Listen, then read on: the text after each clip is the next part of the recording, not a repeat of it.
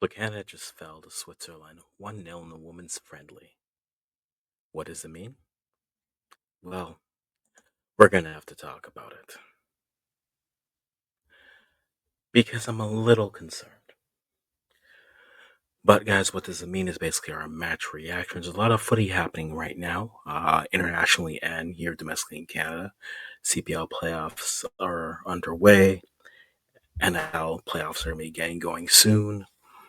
Tomorrow we have the women's U17s playing at the World Cup.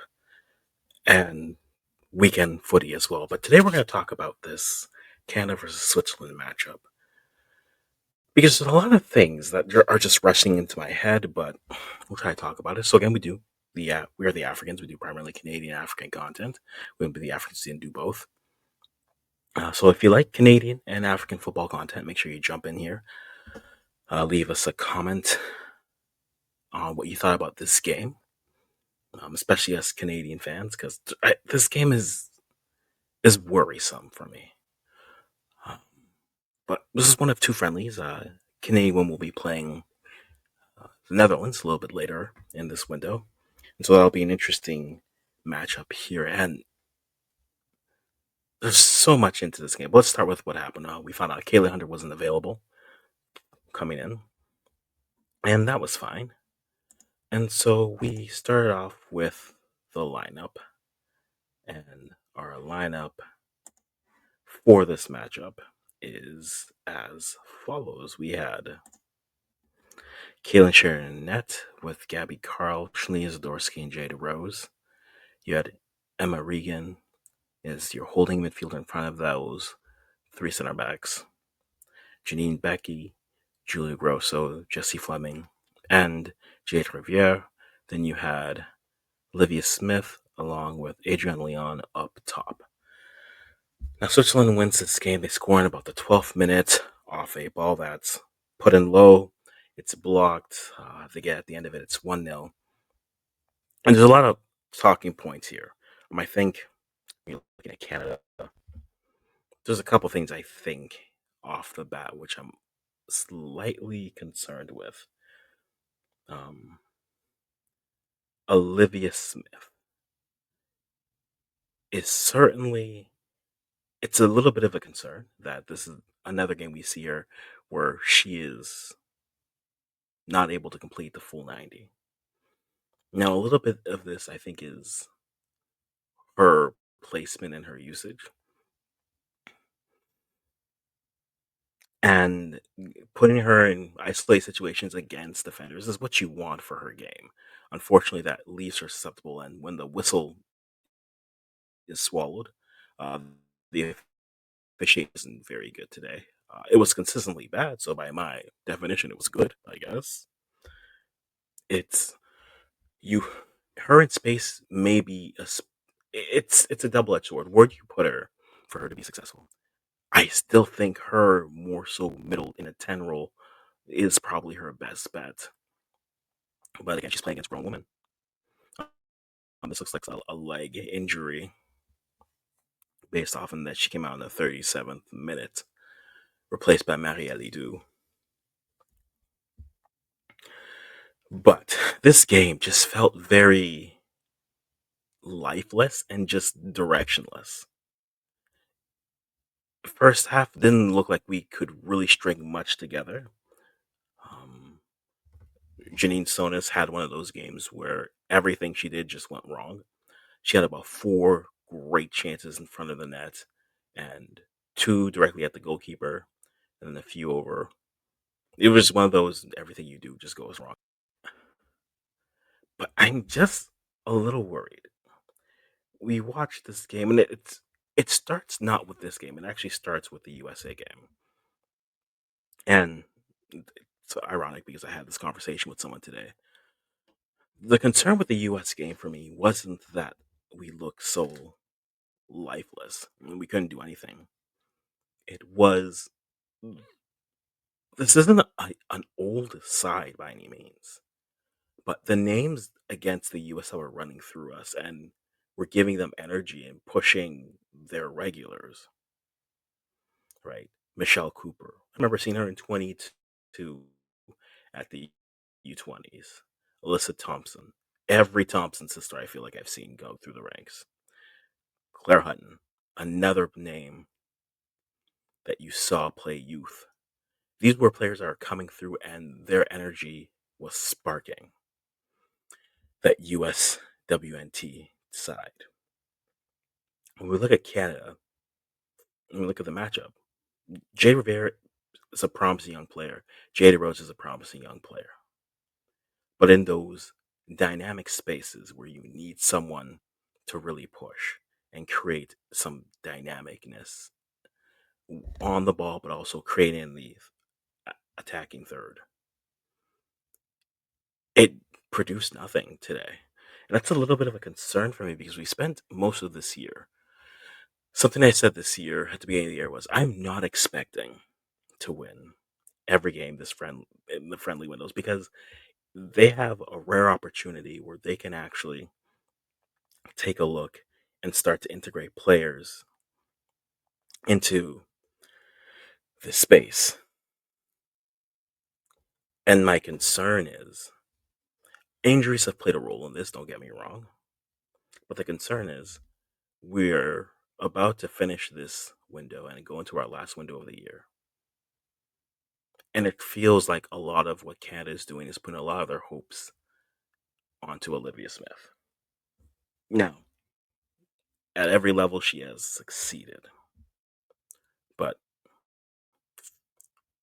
we haven't tested anything against higher competition. We've experimented against some of the lower sides, against the Haitis, the Argentinas, but against the US, against the Swiss, against another, what are we going to do? Like, Holly Ward has performed well. Why not try her there? Kayla Briggs isn't here. No. But the concern for me is like we've wasted a year where we could have really tested and seen what these players could do at this level. Because it's free reps. They are free reps that you're getting. And in this game, I mean, we look at even some of the substitutions that came in this game. All right. We had Haidema for Grosso, which waiting to hear back from him, that might be injury related, but still, Haidema for Grosso. You brought in Florian Jould eventually. You bring in Ashley Lawrence. There's not much in terms of dynamic players that can really push and add something to it. And the frustrating thing is a game like today, as listless sometimes and as no empty calories as I felt, if one of those chances changes, it's a tie game. But that doesn't negate the fact that the side didn't have that urgency on the pitch. And then that kind of goes back to the Casey Stoney, where it's what are we building here exactly? Right? After the US game, she came up with some very strong words. You want players who are informed, players who are playing. You want that for the side. And then the roster kind of came back as a little bit listless. And the most disappointing thing for me, and I said this in the Beth regime, the Priestman regime, was we didn't really learn anything new unless we had to. Right? We didn't get introduced to Simia Ujo or Jade Rose because the only reason why we did it was because there were injuries everywhere and we had to play her. And then in doing so, it was like, oh, check it out, new player here. Maybe they can do something. And this was after their U20. And so for me, we're coming to the end of the year, and the question is, what have we learned about the depth? Yes, it's a new coach that's coming in. Yes, right. Yes, there are things that the coach has to acclimatize herself to the players and the system. But as a coach, she had an opportunity to really step in here and try to showcase, hey, we got these new things that we're trying to do.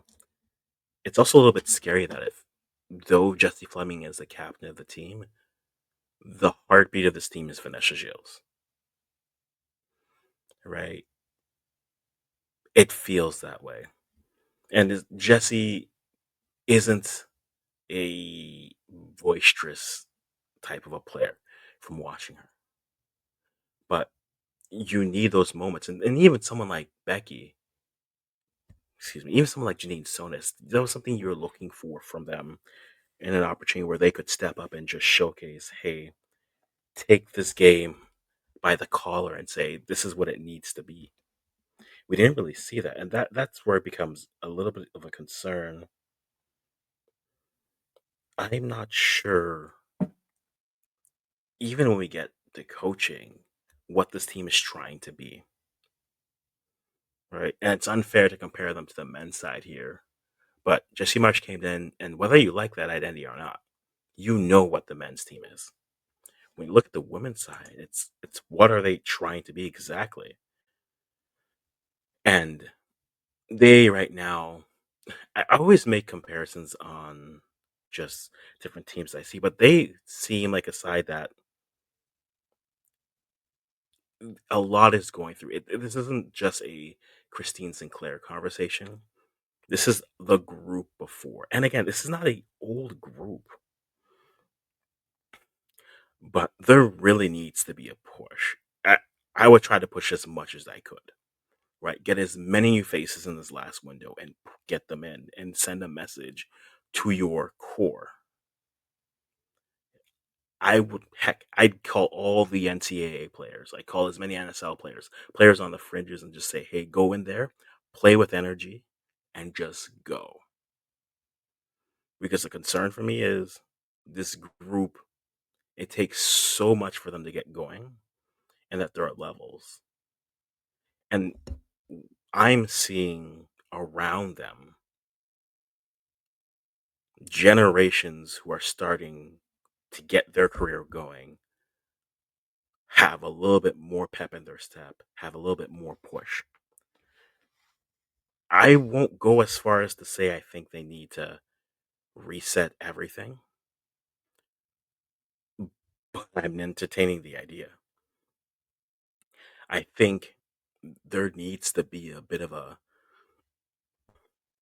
slate that's cleared and a conversation and a message that's sent that is, yes, you're pushing, but we need more here.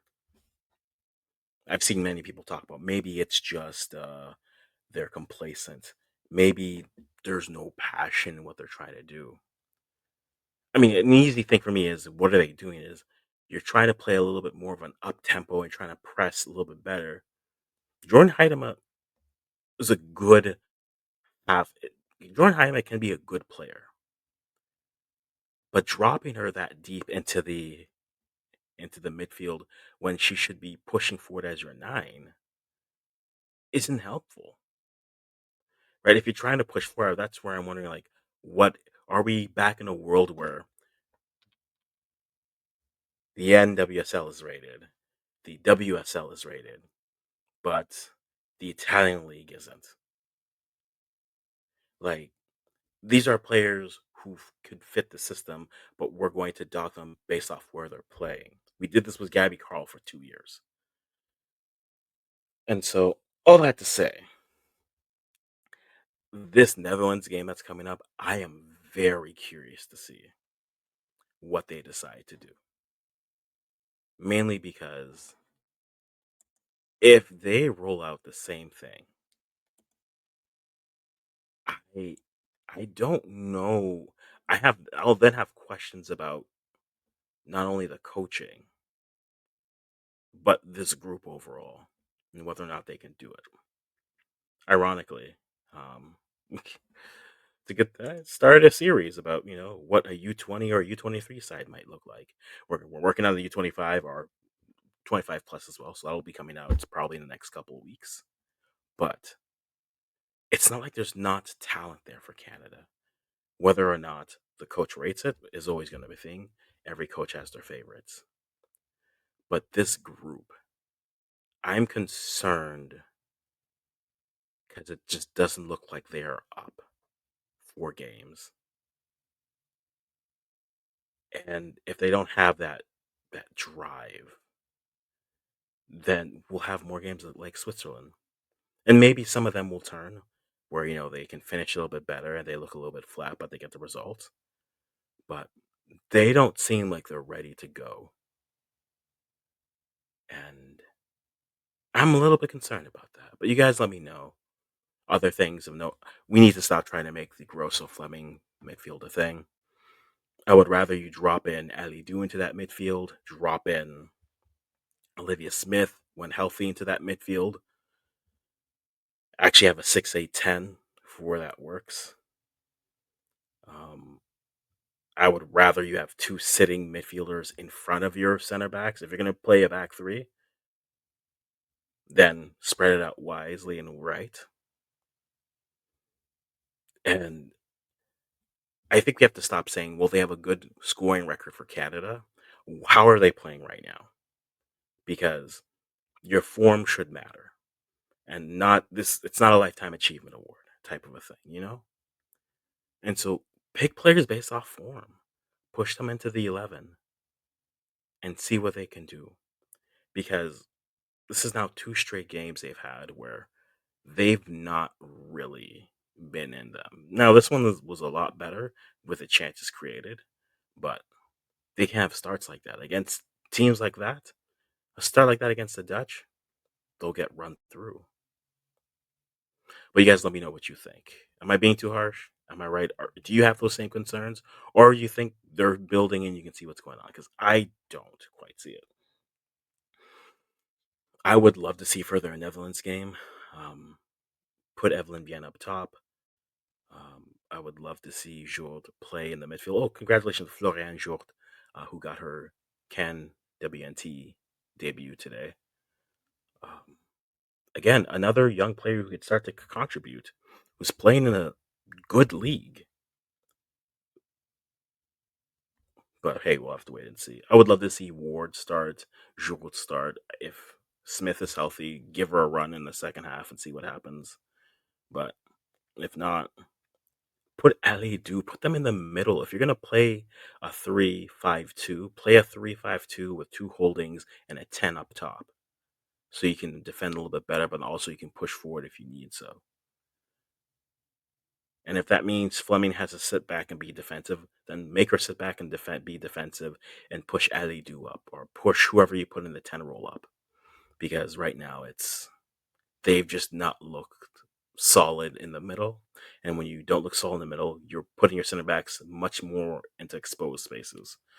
But you guys let me know what you think. A lot of thoughts here. I'll stop talking right here.